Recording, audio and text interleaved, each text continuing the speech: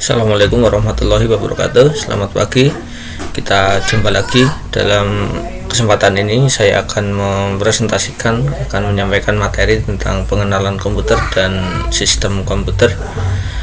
Baik, sistem komputer di sini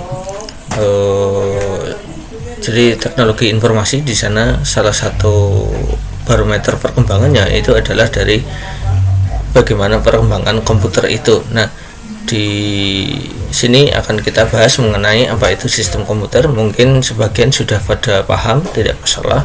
Nah, kita akan ulangi kembali ya. Nah, sistem komputer ini apa? Yaitu jaringan dari elemen yang saling berhubungan membentuk satu kesatuan untuk melaksanakan suatu tujuan pokok dari sistem tersebut. Tujuannya apa sih komputer itu? Yaitu untuk mengolah data, untuk menghasilkan informasi. Nah, elemen-elemennya apa? Nah, ini yang penting yang akan kita bahas nanti. Elemen-elemen dari sistem komputer itu secara umum ada 3. Yang pertama itu ada hardware, kemudian selanjutnya ada software, dan yang terakhir nanti ada brainware. Nah, nanti akan kita bahas satu-satu. Nah, kita lihat dari sisi hardware. Nah, dari sisi hardware di sini kita lihat ada beberapa bagian gitu ya. Nah, untuk kotak yang ada di tengah ini ya, ini skema hardware. Ini adalah CPU atau Central Processing Unit, di mana Central Processing Unit kalau bahasa umumnya, bahasa awamnya adalah prosesor gitu ya. Prosesor yang misalnya kita kenal itu ada Core i3, Core i5, Core i7. Nah, secara skematis di dalamnya itu ada beberapa bagian, yaitu ada control unit, ada arithmetic logic unit, ada register, dan ada juga main memory. Nah, ini adalah ibaratnya sebagai otak gitu ya. Otak dari komputer kita itu ada di CPU. Kemudian selanjutnya ada input device. Input device ini adalah perangkat-perangkat input. Apa saja perangkat inputnya? Yaitu perangkat input itu misalnya adalah mouse ya, dan seterusnya, keyboard dan sebagainya.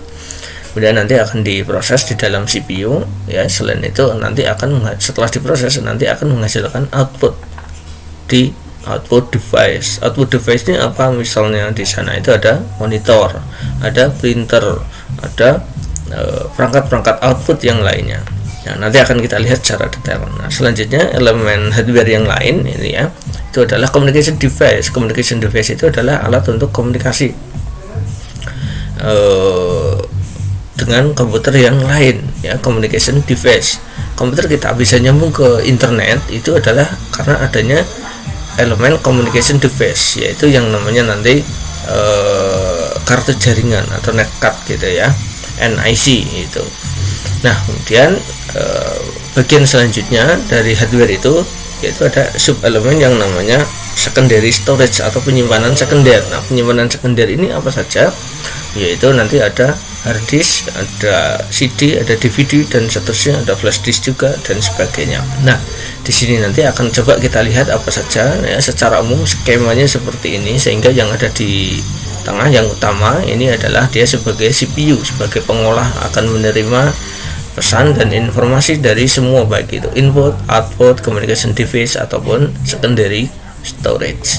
Nah, untuk software kita lihat di sini ada beberapa macam ya. Ada software sistem operasi, ada software utility dan maintenance, lalu ada software package, dan ada software aplikasi ya. Untuk software sistem operasi yang paling fungsinya itu adalah untuk menjembatani komunikasi antara brainware dengan hardware. Nah, misalnya apa?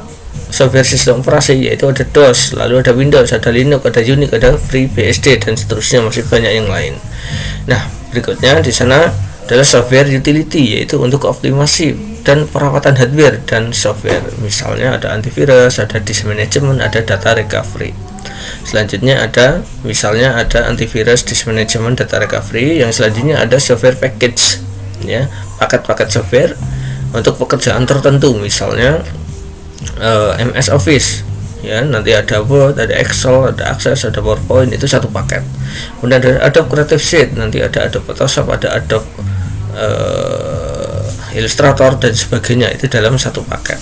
Kita bisa beli satu bundle, satu paket, atau kita juga bisa beli eceran per satu aplikasi. Corel Draw Graphic Suite itu nanti juga berisi beberapa aplikasi dalam satu paket, itu software package. Dan yang berikutnya ada software aplikasi, misalnya nanti ada SPSS gitu ya, ada SPSS, kemudian ada MATLAB, ada Windows Media Player, ada yang lain-lain. Nah, ini adalah beberapa jenis software itu ya, nanti akan kita lihat lebih detail lagi. Yang berikutnya ada brainware. Yang brainware ini yang pertama ada operator ya. Operator itu adalah orang yang menjalankan software aplikasi komputer seperti kita. Kita ini adalah sebagai brainware, orang yang menggunakan aplikasi komputer. Yang berikutnya adalah programmer, yaitu orang yang membuat software aplikasi komputer. Jadi misalnya yang membuat Microsoft Office, yang membuat Windows, yang membuat Corel dan seterusnya. Nah, yang berikutnya network administrator, yaitu orang yang bertugas mengatur manajemen jaringan komputer. Gitu ya. Dan yang selanjutnya ada sistem analis, orang yang bertugas merancang, menganalisa, mengimplementasi serta mengevaluasi kinerja sebuah sistem informasi. Misalnya di satu perusahaan itu ada sistem yang kemudian di sana itu dianalisis kebutuhannya apa, kemudian dibangun oleh si sistem analis ini. Nah, itu adalah brainware. Secara umum ini ada 4. Oke, kategori sistem komputer nanti di sana ada banyak. Yang pertama ada single user, lalu ada multi user gitu ya. Nah, ini kemudian ada network server gitu ya, lalu ada real time system. Nah, selanjutnya nanti masih ada embedded control system. Nah, untuk sistem embedded control adalah sistem yang khusus dirancang untuk mengendalikan peralatan tertentu, misalnya automobile. Nah, ciri utama sistem ini adalah software ditanam secara permanen di dalam ROM. Jadi nanti di sana CPU-nya itu sudah terisi dengan program read only memory yang hanya bisa dibaca saja. Nah, itu seperti itu. Lalu ada yang lain distribute system ya. Distribute system nanti di sana ada client server, lalu ada peer to peer system, nanti kalian bisa baca itu ya. Nah, di sana kelebihannya apa? Yaitu sistem terdistribusi, kekuatan pengolahan didistribusikan ya antar komputer di dalam jaringan. Nah, secara umum nanti ada 2, ada client server dan juga ada peer to peer. Berikutnya kita lihat ada hardware ya. Untuk hardware di sini ada perangkat input, ada perangkat pemrosesan, dan ada perangkat output ya. Kalau input digunakan untuk memasukkan data ke dalam sistem komputer. Apa saja nanti kita lihat. Perangkat pemrosesan itu digunakan untuk memproses data yang terus dimasukkan ke sistem komputer, ini yang kita maksud dengan CPU itu tadi. Dan yang ketiga adalah output, yaitu digunakan untuk menampilkan hasil pemrosesan. Nah, perangkat input nanti ada keyboard, ada mouse, trackball, scanner, barcode reader, lalu ada digital camera, joystick, mikrofon dan seterusnya. Ada banyak sekali yang lain ya, termasuk ada webcam ya, lalu ada touchpad, lalu ada stylus, lalu ada touchscreen, ada MIDI, ada OCR, OMR, MICR dan seterusnya. Nah, ini adalah beberapa alat input yang bisa dikonekkan ke komputer kita. Nah, masih ada biometrik dan juga ada smart card.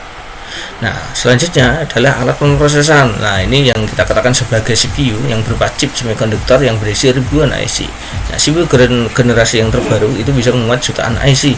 Nah, perkembangan perangkat CPU ini didominasi oleh Intel. Kita lihat sekarang sudah ada Core i7 mulai 2014 gitu ya. Nah, sebelumnya 2003 ini ada single core, lalu ada dual core, ada quad core, ada 6 core dan seterusnya. Tahu ya. Oke, selanjutnya ini alat pemrosesan. Nanti di sana ada istilah namanya clock. Clock itu adalah kecepatan CPU di dalam pengolahan data ya, diukur dalam megahertz atau gigahertz. Nah, clock ini adalah kekuatan komputer atau kekuatan CPU nanti di dalam membedakan antara sinyal 0 dan sinyal 1.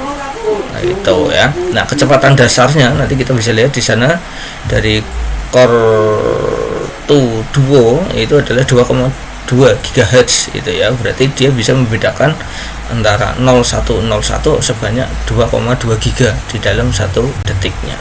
Nah, kemudian sampai nanti Core i7 ini yang terbaru ini juga 2,0 GHz.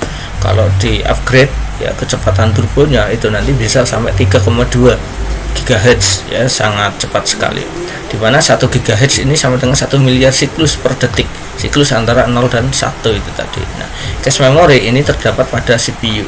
Nah, itu cache memory adalah untuk mempercepat proses clock itu tadi ya. Nah, itu adalah alat pemrosesan. Nah, kemudian hyperthreading ini satu inti terpecah menjadi inti virtual dalam inti logis dan berbagi beban kerja di antara keduanya. Nah, kita bisa lihat misalnya di sini core i3 physical core-nya ini ada 2. Nah, cache-nya ada 3, hyperthreading-nya bisa di hyperthreading. Nah, tapi tidak bisa di turbo boost gitu ya.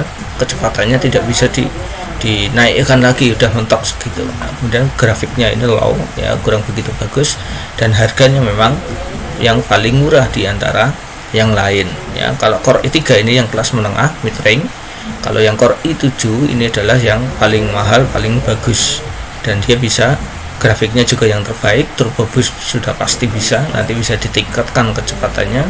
Nah, core-nya itu antara 2 sampai dengan 4 itu ya.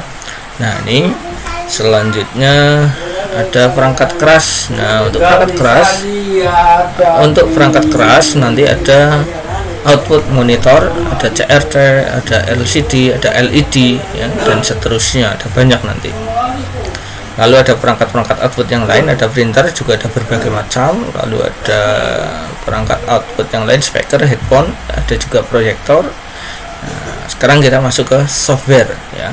Di software ini adalah program-program komputer yang ditulis menggunakan bahasa pemrograman tertentu yang berguna untuk menjalankan suatu pekerjaan sesuai dengan kehendak user. Ini ya, sesuai dengan kehendak user.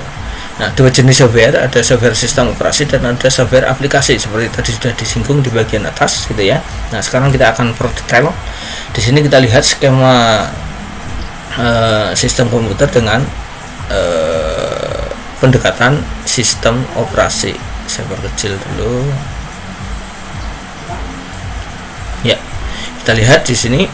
Nah, kita ini ada user kita ini ya, kemudian yang kita hadapi itu adalah Microsoft Office. Selain kita menghadap ke Microsoft Office ya, kita juga menghadap ke sistem operasinya ya, sehingga di sana ada software aplikasi dan ada software sistem operasi. Nah, sistem operasi inilah yang kemudian melakukan request, menerjemahkan apa yang kita inginkan ya di dalam aplikasi ini untuk kemudian dikerjakan oleh CPU gitu ya, dikerjakan oleh CPU yang selanjutnya bisa diarahkan ke monitor, bisa ke printer, bisa ke hard disk, bisa ke scanner atau ke memori penyimpanan. Nah, itu seperti itu.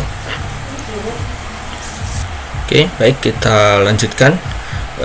Setelah kita bahas ini secara umum, kita masuk ke slide yang selanjutnya, yaitu software sistem operasi ya.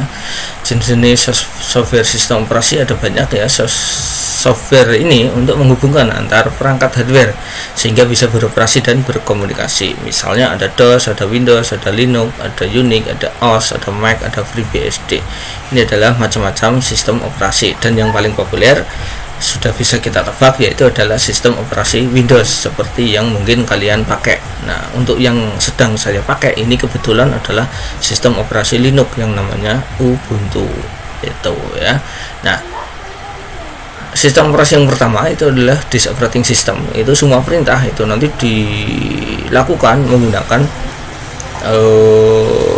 namanya terminal atau command line gitu ya. Semua perintah itu nanti menggunakan command line. Contohnya di sini adalah misalnya kita akan melihat isi dari hard disk kita. Nah, maka kita ketik di sini perintah namanya dir atau directory gitu ya. Dir. Nah, enter, maka nanti akan muncul. Nah, munculnya ini adalah daftar directory atau daftar folder yang ada dan file yang ada di dalam folder C atau drive C ya, dan seterusnya. Nah, itu adalah contohnya. Tapi ini sudah jarang digunakan, tapi di setiap Windows yang kita punya, di Windows yang kalian install itu sebenarnya ada dan bisa kita manfaatkan, bisa kita pakai, tidak dihilangkan. Nah, itu seperti itu ya. Oke, kita lanjutkan. Yang selanjutnya ini adalah Windows. Nah, ini kalau tampilan Windows lebih menarik lagi karena memang tampilan secara visual itu ya, tampilan secara visual lebih menarik gitu ya. Windows pertama kali muncul tahun 85 gitu ya, tahun 85. Nah, kalau DOS ini sebagai cikal bakal sistem operasi Windows yang tadi itu ya. Nah, pengembangan dari sistem operasi DOS adalah Windows. Nah, pada perkembangannya ini kita bisa lihat dari tahun 81 ada Windows 1, Windows 31 ini 92, Windows 95 muncul tahun 95, Windows XP ini muncul tahun 2001, Windows Vista ini muncul 2006, Windows 7 itu muncul 2009, Windows 8 2012, dan Windows 10 yang paling banyak sekarang digunakan itu muncul tahun 2015. Nah, saya pertama kali menggunakan Windows itu adalah Windows 311 ini ya. Saya pertama kali berkenalan dengan komputer menggunakan Windows ya Windows tahun 92.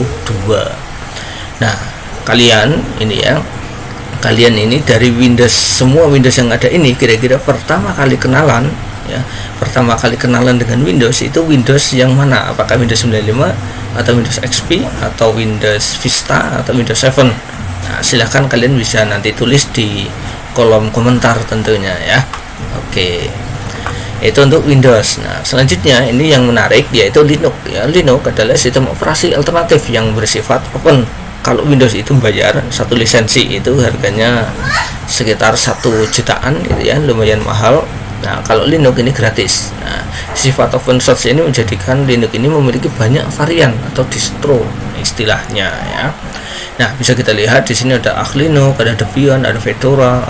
Namanya keren-keren dan juga fungsinya juga keren-keren juga itu ya. Nah, contoh dari sistem operasi Linux ini adalah yang sedang saya pakai ini untuk presentasi ya, dan untuk bekerja ini adalah sistem operasi Linux, kalian bisa lihat. Nah, ini sistem operasi yang saya pakai adalah Ubuntu seperti ini, ada berbagai macam aplikasi itu ya. Kemudian nah ini oke, ini tampilan desktopnya. Ini adalah tampilan desktop dari Linux ya. Menu ada di bagian atas, lalu menu taskbar ini ada di sebelah kiri gitu ya. Nah, ini semuanya bisa kita bisa kita custom gitu ya. Nah, ini yang mana yang mau kita klik lagi tinggal diklik saja. Oke. Nah, ini ya. Nah, jadi yang saya pakai ini adalah Ubuntu ya, Ubuntu. Nah, ini nanti harapannya dari kalian itu ada yang mungkin terinspirasi mencoba-coba, silahkan. Nah, nanti tugas pertama kita di TI Dakwah ini adalah mereview distro Linux itu ya, mereview distro Linux seperti apa nanti kita lihat. Kita lanjutkan dulu pembahasannya kinologi Linux. Nah, ini untuk Linux pada bagian Linux pada awal perkembangannya itu hanya ada beberapa saja gitu ya. Linux pada awal perkembangannya tahun 90-an itu hanya ada Debian, ada Puppy, ada Enoch, ada SLS, ada Kruk, ada Red Hat. Tapi semakin ke sini itu semakin banyak. Nah, ada berapa Linux yang sekarang ada di pasaran? Kita lihat DistroWatch. Nah, ini di sini kita lihat. Nah, nih di bagian kanan ini kalian bisa lihat ada ranking pengguna Linux itu ya, ranking distro Linux yang paling populer ya. Nomor 1 itu ada MX Linux, ada Manjaro, kemudian ada Mint, lalu ada Ubuntu, lalu ada Pop!OS, dan seterusnya. Ini paling tidak itu ada 100 itu ya yang terekam, dan sayangnya dari 100 ini satu pun tidak ada yang dari Indonesia. Tidak masalah itu ya, kita pakai Ubuntu. Kalau Ubuntu yang saya pakai ini sekarang ada di posisi keempat itu ya, paling populer keempat ini, rilis 20 ini ya, 20.04. Nah, ini baru saya baca malah yang terbaru ada 20.10 itu ya. Nah, ini contoh dari sistem operasi Ubuntu. Nah, kemudian rankingnya bisa kita lihat. Ini nanti tugas kita akan terkait dengan yang ada di sini. Itu kita lanjutkan sini lagi. Jadi ada OpenGeo, kemudian ada Linux Mint, ada Sabayon, ada Gentoo, ada Slackware dan seterusnya dan sebagainya, ada Mandriva, ada Fedora, ada PCOS ya. Nah, ini adalah Linux. Kemudian komponen-komponen sistem komputer ya, komponen sistem. Jadi sistem komputer ini ya, atau komponen sistem operasi maksud saya. Nah, tugas sistem operasi ngapain saja sih? Si Windows, si Linux. Nah, di tugasnya ngapain sih? Itu ya. Nah, paling tidak di sini ada 1 2 3 4 5 6 7. Paling tidak itu ada 7 tugas yang diemban oleh si sistem operasi itu. Yang pertama adalah manajemen proses. Yang kedua nanti ada manajemen memori utama itu ya. Yang ketiga nanti ada manajemen secondary storage atau penyimpanan sekunder. Dan yang keempat ada manajemen sistem input dan output itu ya, I/O. Kemudian ada manajemen berkas, ada sistem proteksi dan ada sistem jaringan. Nah, ini adalah beberapa tugas yang harus dikerjakan oleh si sistem operasi ini, baik itu Windows, Linux, ataupun sistem operasi yang lain. Nah, di slide selanjutnya ini adalah penjelasan detail dari masing-masing tugas itu ya. Nanti bisa kita baca secara detail, silakan. Terus itu ya. Nah, berikutnya nanti kita sampai pada, nah, ini ada sistem proteksi, ada sistem jaringan, ada software utilitas, yaitu untuk membantu memperbaiki kinerja software. Misalnya apa? Antivirus, anti spyware, kompresi file, CD burning, ataupun PC maintenance. Nah, saya kira itu ya secara umum yang bisa disampaikan terkait dengan sistem komputer ya. Saya kira ini materi yang cukup ringan dan sebagian dari kalian juga sudah cukup memahami dengan hal-hal dasar tersebut itu ya. Namun demikian ada satu yang ingin saya sampaikan kepada kalian terkait dengan tugas pertama ya dari TI dakwah kita pada kali ini, yaitu adalah untuk mereview distro Linux tuh ya. Nah, caranya gimana? Yaitu buatlah review salah satu distro Linux, nama distro Linux sesuai dengan nomor urut absen ya.